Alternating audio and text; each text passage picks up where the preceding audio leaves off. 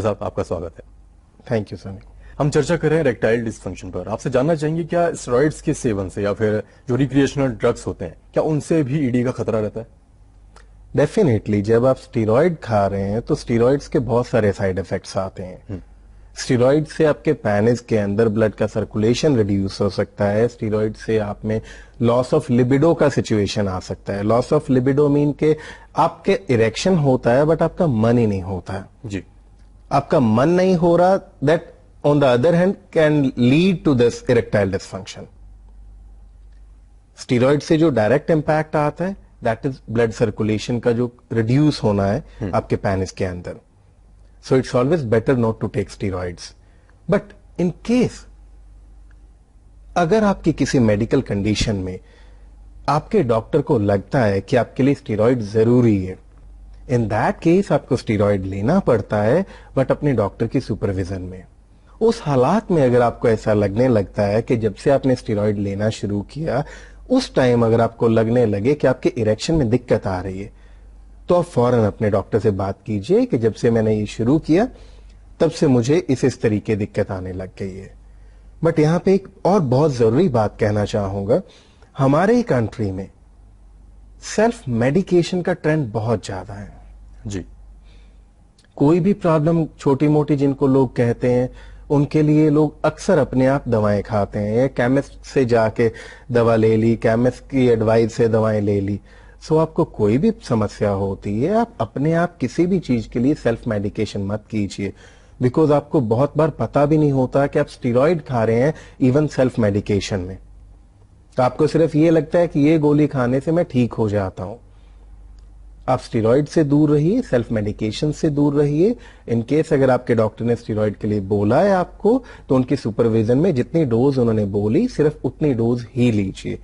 उस दौरान आपको इरेक्शन में प्रॉब्लम आए तो फौरन अपने डॉक्टर से बात कीजिए, उनको क्लियरली बताइए कि मुझे इस तरीके दिक्कत आ रही है।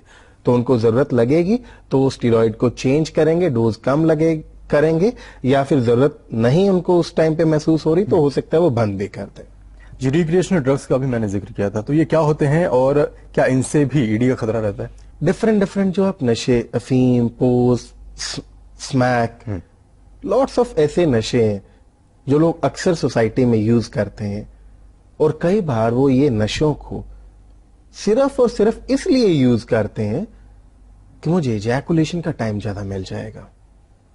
बट ये सारे के सारे जितने भी नशे होते हैं आपके नर्वस सिस्टम को एडवर्सली अफेक्ट करते हैं।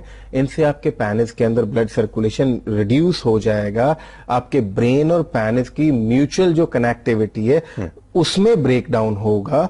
तो धीरे धीरे आपको इससे इरेक्टाइल डिसफंक्शन हो जाता है और इन नशों से आपके पैनिस की ब्लड वेसल्स भी डैमेज हो जाती हैं। सो कई बार आपको इन नशों का इरेक्टाइल डिसफंक्शन का ऐसा इफेक्ट भी नजर आएगा जो शायद ट्रीटेबल नहीं होगा। सो भाई उस हालात में पहुंचने से पहले जाग जाओ।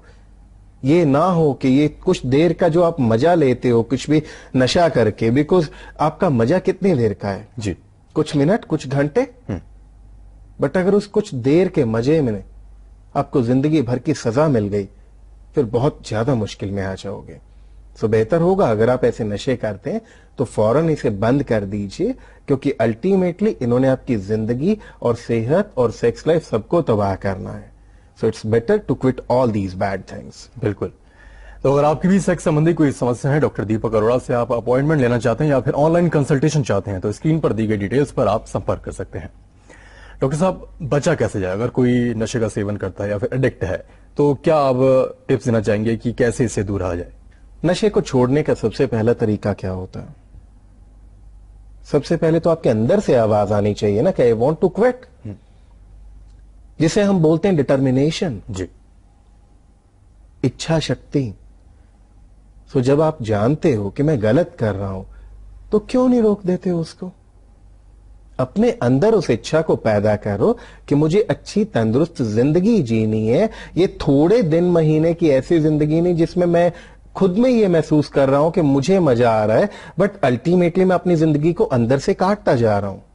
सो अपने आप पहले जागिए कि मुझे बंद करना है नशा, اس کے بعد نشہ چھڑوانے کے لیے اگر آپ کو کسی دوا کی ضرورت محسوس ہوتی ہے تو آپ اس سے ریلیٹڈ اچھے ڈاکٹر سے سمپرک کیجئے, پراپر علاج کروا لیجئے, نشوں سے آپ باہر آ جائیں گے. اس کے بعد پرن لیجئے کہ مجھے نشہ دوبارہ نہیں کرنا.